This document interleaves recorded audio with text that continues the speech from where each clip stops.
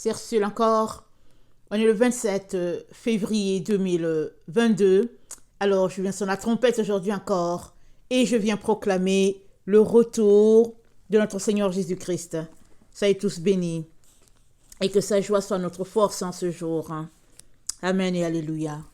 Alors, Jésus-Christ est-il un autre compartiment pour toi? Il y a beaucoup de difficultés souvent à connecter au message de Jésus à cause de notre conception, n'est-ce pas? De traiter Jésus-Christ comme nos affaires que nous avons dans les différents tiroirs. Alors, quand on veut prendre un stylo, on ouvre un tiroir B, on prend le stylo, on l'utilise, et après, on referme le tiroir. Quand on veut nos chemises, ou bien nos t-shirts, on ouvre un autre tiroir, on prend les t-shirts et puis on referme parce que le besoin a été comblé. Alors souvent, c'est comme ça que notre Dieu est perçu, comme quelqu'un qui est là pour combler nos besoins du moment. Et malheureusement, si c'est comme ça que nous voyons Jésus-Christ, nous n'allons jamais le trouver. Parce que Jésus-Christ n'est pas là pour combler nos besoins. Il n'est pas un autre compartiment, notre Seigneur Jésus-Christ. Il est notre tout. Il est la personne par laquelle nous vivons. Il est la personne par laquelle nous respirons. Il est notre raison d'être. Il est celui à qui nous sommes intégrés. Alors, nous sommes connectés à Dieu le Père, amen, par son esprit en nous. La Bible nous dit que le souffle de l'homme, c'est l'esprit de l'Éternel. Ou bien, le souffle de l'homme, c'est la lampe de l'Éternel. Ça veut dire quoi? Ça veut dire que dans ton esprit, quand Dieu veut te parler, il te parle dans ton esprit. Alors, si cet esprit n'est plus là, ça veut dire que le chandelier, la lumière de Dieu en toi n'est plus. Ça veut dire que tu n'es plus enfant de Dieu. Soit on ne voit plus le chandelier parce que tu n'es pas vivant, mais tu es quand même vivant dans la présence de Dieu, parce que ceux qui sont morts en Christ ne sont pas morts. Mais généralement, quand tu perds ta lumière, ça veut dire que la gloire de Dieu est partie. Et ça, c'est pas bien. Peu importe la personne, c'est pas bien. Parce que tout un chacun vient sur la terre avec une lumière. Une lumière que Dieu nous donne. Que tu sois chrétien ou pas, tu as déjà cette lumière-là. Et c'est cette lumière-là qui fait qu'un jour, tu donnes ta vie à Jésus parce que tu te mets à chercher. Je me mets à chercher pour savoir, mais pourquoi je suis sur la terre? Et dans ces questionnements-là, tu finis par connecter à Dieu. Alors, regardons, je vais dire, Jean 1. Je vais le lire dans la version Taube, ok? Parce que j'aime bien cette version-là. Quand vient le moment de parler de la parole. Alors, on va lire Jean 1. Je pense que ça parle du verbe. Il y a une version qui parle du logos, mais on va parler, je pense que ça parle du verbe. Alors, Jean 1, ça dit, au commencement était le verbe, et le verbe était tourné vers Dieu, et le verbe était Dieu. Il était au commencement tourné vers Dieu. Tout fut par lui. Et rien de ce qui fut ne fut sans lui. En lui était la vie, et la vie était la lumière des hommes. Et la lumière brille dans les ténèbres, et les ténèbres ne l'ont point reçue. Non, et les ténèbres ne l'ont point comprise. Voilà. Il y eut un homme envoyé de Dieu, son nom était Jean. Il vint en témoin pour rendre témoignage à la lumière, afin que tous croient en lui. Il n'était pas la lumière, mais il devait rendre témoignage à la lumière. Le Verbe était la vraie lumière qui, en venant dans le monde, illumine tout homme. Il était dans le monde, et le monde fut par lui. Le monde fut par lui. Et le monde ne l'a pas connu, ne l'a pas reconnu. Et il est venu dans son propre bien, et les siens ne l'ont pas accueilli. Mais à ceux qui l'ont reçu, à ceux qui croient en son nom, il a donné le pouvoir de devenir enfants de Dieu. Ceux-là ne sont pas nés du sang, ni d'un vouloir de la chair, ni d'un vouloir d'homme, mais de Dieu, et le Verbe s'est fait chair. Et il a habité parmi nous, et nous avons vu sa gloire, cette gloire que, Fils unique plein de grâce et de vérité, il tient du Père. Jean lui rend témoignage et proclame, voici donc celui, j'ai dit, après moi vient un homme qui m'a devancé, parce que avant moi, il était. Donc, Jésus-Christ était avant Jean. Amen, il était avant Jean. Et Jean dit une chose, je vais dire Jean-Baptiste, il dit une chose, il dit, le Verbe était la vraie lumière qui, en venant dans le monde, illumine tout homme. Il était dans le monde, et le monde fut fait par lui, et le monde ne l'a pas reconnu. Toi et moi avons été faits par Jésus. Amen. Nous avons, à partir du moment où on existe, qu'on est vivant, c'est parce que il y a une portion de Dieu en nous. C'est lui qui nous a fait.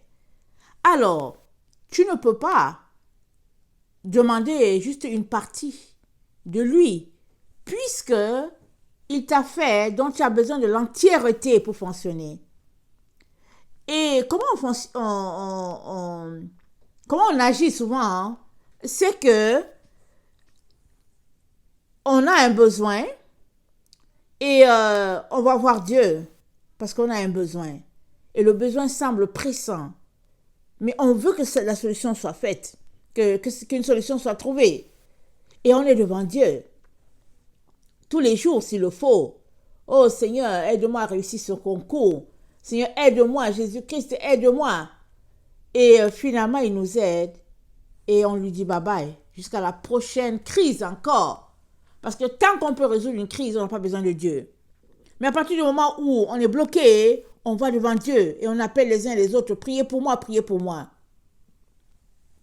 J'ai telle situation.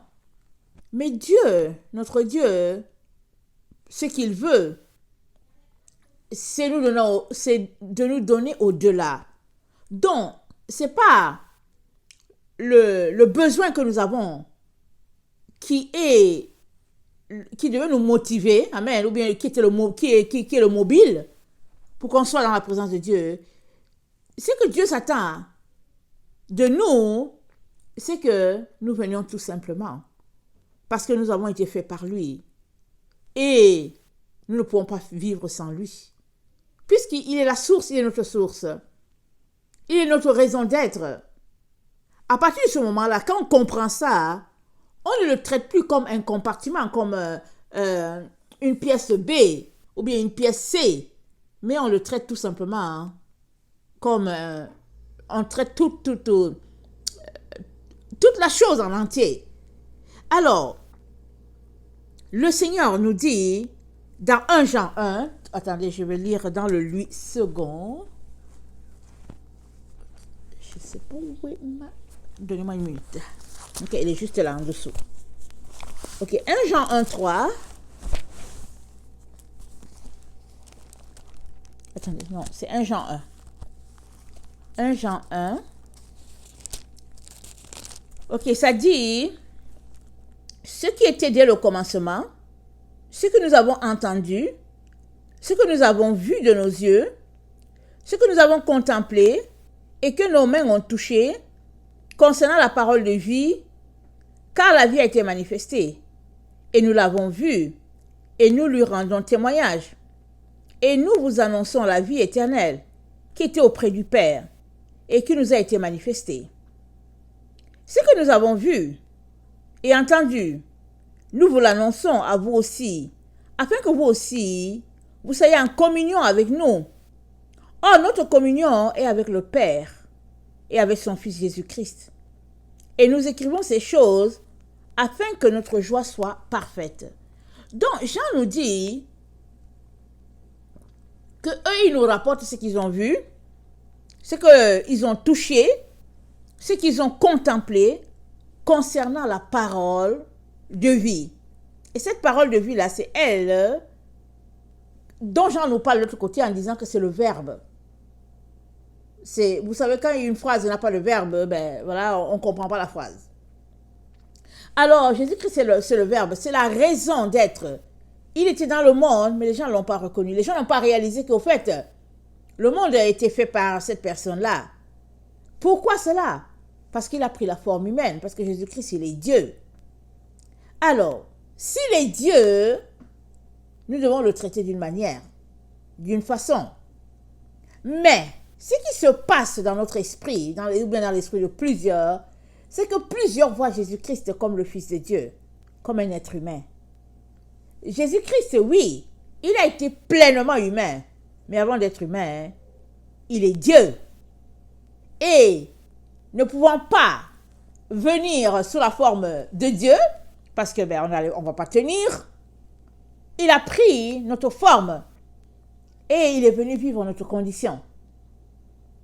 Alors, ça veut nous faire comprendre que il peut régler nos problèmes, il peut nous saisir. Il est donc important qu'on change notre compréhension, notre vision de notre Dieu. Parce que si nous avons un Dieu qui est si petit, un Dieu qui est humain, il ne peut pas nous aider. Parce que l'homme qui est comme toi ne peut pas t'aider. Mais si la personne là que tu vois, elle est homme, mais elle est aussi divine, alors elle peut t'aider. Alors Jésus-Christ, il a pris la forme humaine pour un certain temps. Le temps d'accomplir sa mission sur la terre, le temps de nous connecter à nouveau avec le Père. Et si nous allons lire dans, je pense dans Hébreu, attendez, je pense que ça, Hébreu nous dit,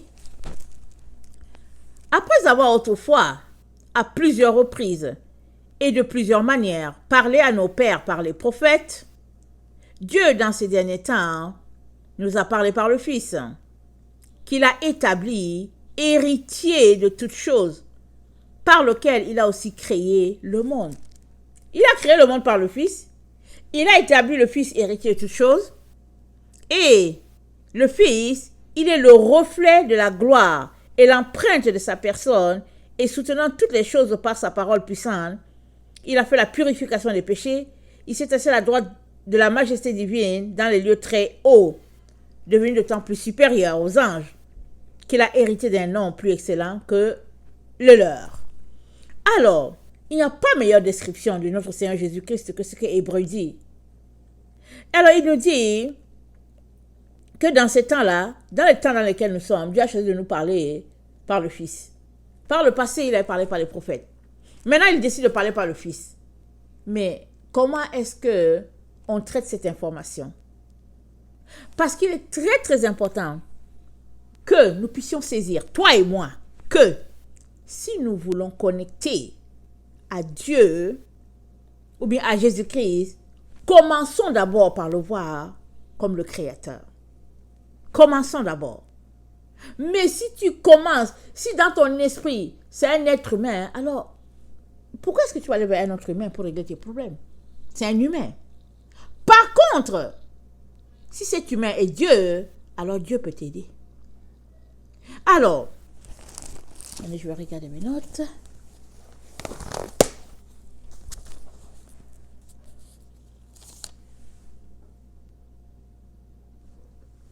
Ce qui se passe souvent, excusez-moi, ce qui se passe, c'est que on veut servir deux choses à la fois. On est chrétien, on aime Dieu, et puis il faut bien qu'on vive, n'est-ce pas? On se dit, bon, il faut que je vive, et puis on essaye de...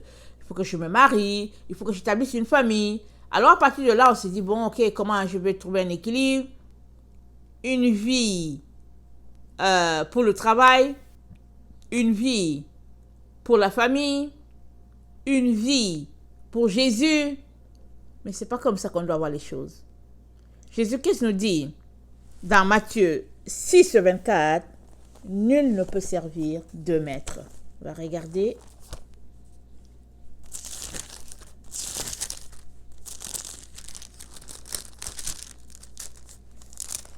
Matthieu 6, 24.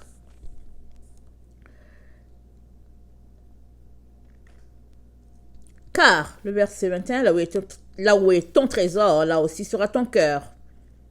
L'œil est la lampe du corps. Si ton œil est en bon état, tout ton corps sera éclairé. Mais si ton œil est en mauvais état, tout ton corps sera dans les ténèbres. Si donc la lumière qui est en toi est ténèbres, combien seront grandes ces ténèbres? Nul ne peut servir de maître, car ou il haïra l'un et il aimera l'autre, ou il s'attachera à l'un et méprisera l'autre. Vous ne pouvez servir Dieu et maman. C'est pourquoi je vous dis, ne vous inquiétez pas pour votre vie, de ce que vous mangerez, ni de votre corps, de quoi vous serez vêtus. La vie n'est-elle pas plus que la nourriture, et le corps plus que le vêtement? Regardez les oiseaux du ciel, ils ne sèment ni ne moissonnent, ils n'amassent rien dans les greniers, et votre Père céleste les nourrit. Ne valez-vous pas beaucoup plus qu'eux? Qui de vous, par vos inquiétudes, peut ajouter une coudée à la durée de sa vie? C'est pourquoi vous inquiétez, au sujet du vêtement, considérez comment croissent les lits des champs. Ils ne travaillent ni ne filent. Cependant, je vous dis que Salomon même, dans toute sa gloire, n'a pas été vêtu comme l'un d'eux. Si Dieu revint ainsi l'herbe des champs, qui existe aujourd'hui et qui demain sera jetée au four, ne vous revêtira-t-il pas, à plus forte raison, gens de peu de foi? Ne vous inquiétez donc point, et ne dites pas que mangerons-nous, que boirons-nous, de quoi serons-nous vêtus. De toutes ces choses, ce sont les païens qui les recherchent. Votre Père céleste sait que vous en avez besoin. Cherchez premièrement le royaume et la justice de Dieu, et toutes ces choses vous seront données par-dessus.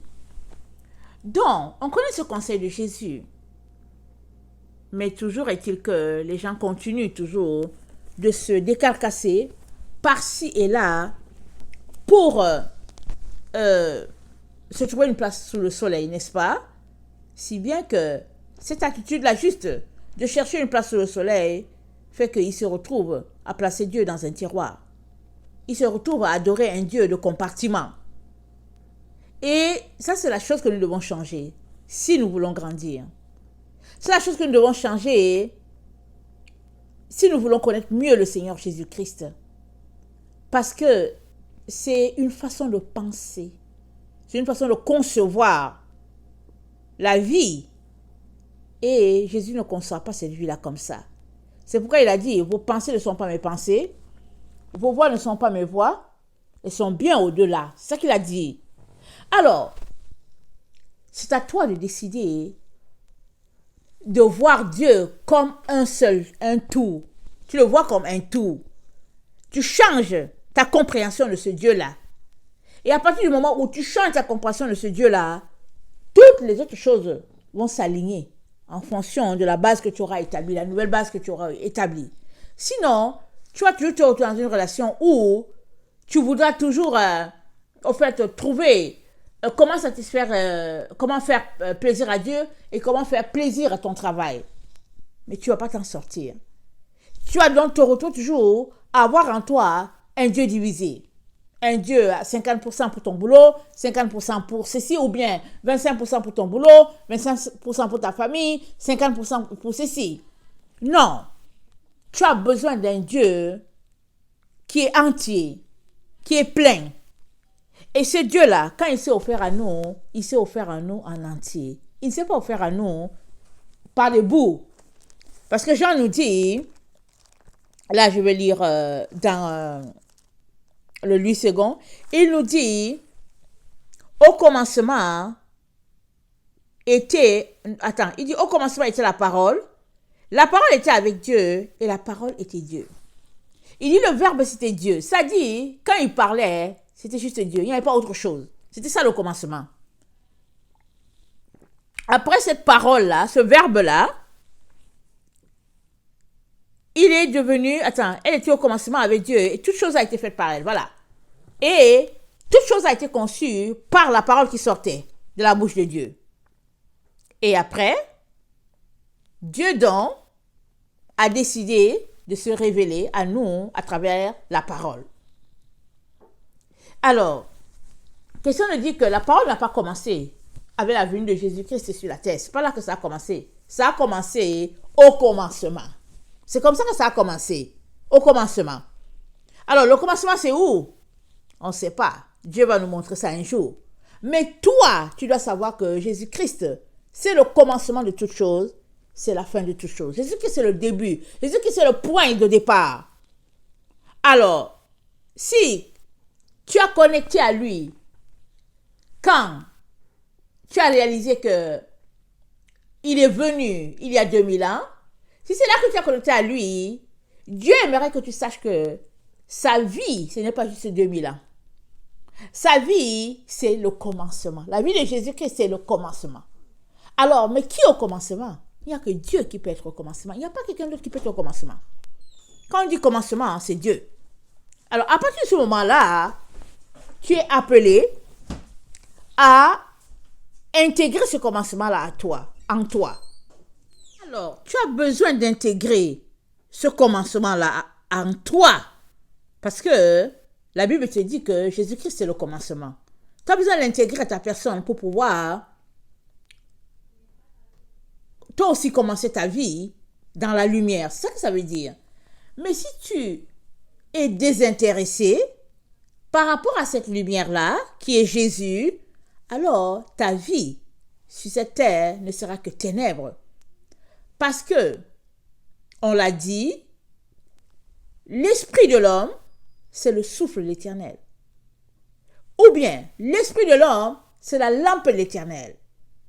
Alors, si toi, tu es la lampe de l'Éternel sur la terre, mais que tu vis détaché de lui, ou bien tu vis juste pour qu'il comble tes besoins, ça ne marche pas. Dans Apocalypse 3,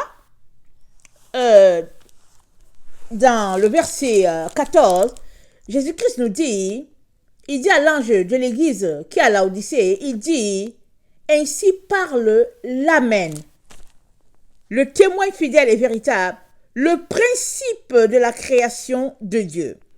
Donc, Jésus-Christ s'annonce comme l'Amen. Alors, quand quelqu'un s'annonce comme l'Amen, il veut dire quoi?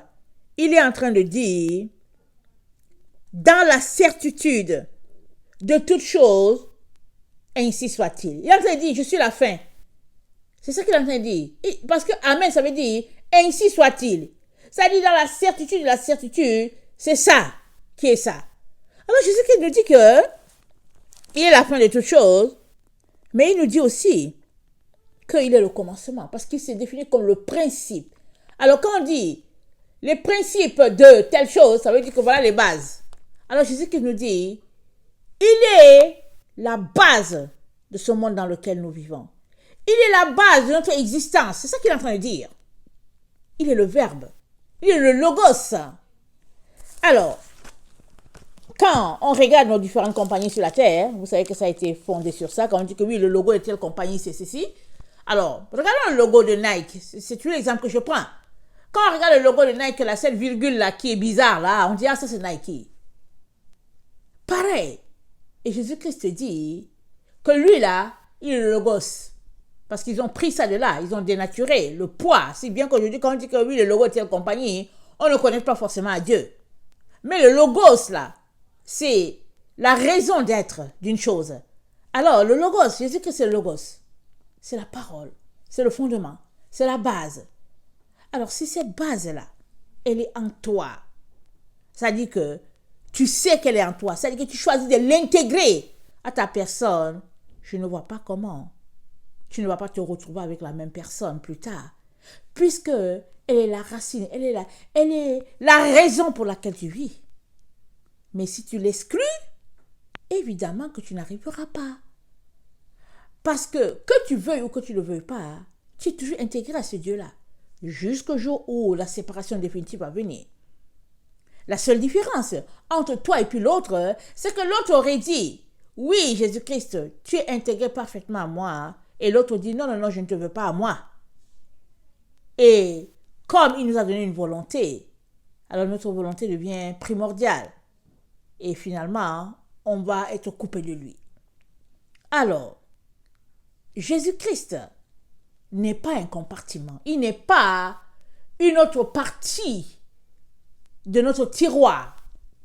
Non, Jésus-Christ, il est notre tout. Il est notre raison d'être. Il est ce qui fait que toi et moi nous existons. En fait, je cherche les mots pour l'expliquer. Il est ce qui fait que nous existons. C'est-à-dire, toi et moi, hein, nous tirons notre existence de lui. Alors, c'est évident que nous avons besoin de lui.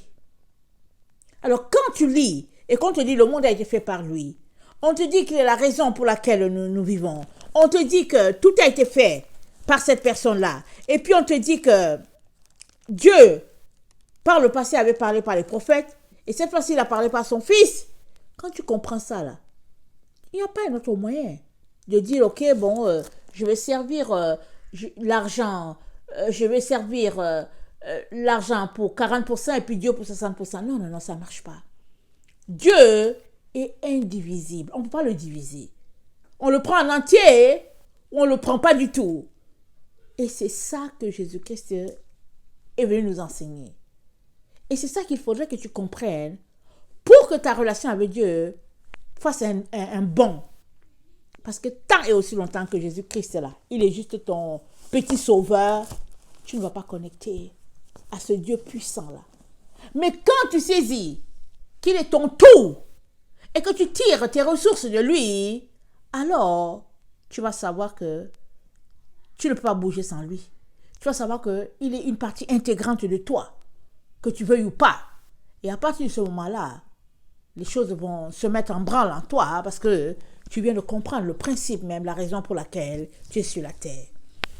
Que le Seigneur bénisse sa parole et qu'il te donne de vraiment de vouloir aller plus loin dans la compréhension de ce Dieu-là qui est un tout, qui n'est pas un compartiment. Vraiment, ça c'est ma prière pour tous ceux-là qui m'écoutent, de comprendre et de saisir que Jésus-Christ, il est Dieu et il est un tout. Que le Seigneur bénisse sa parole. Je vous aime beaucoup et Dieu davantage. Maranatha, Jésus revient. Amen et Amen. Soyez bénis. Alléluia.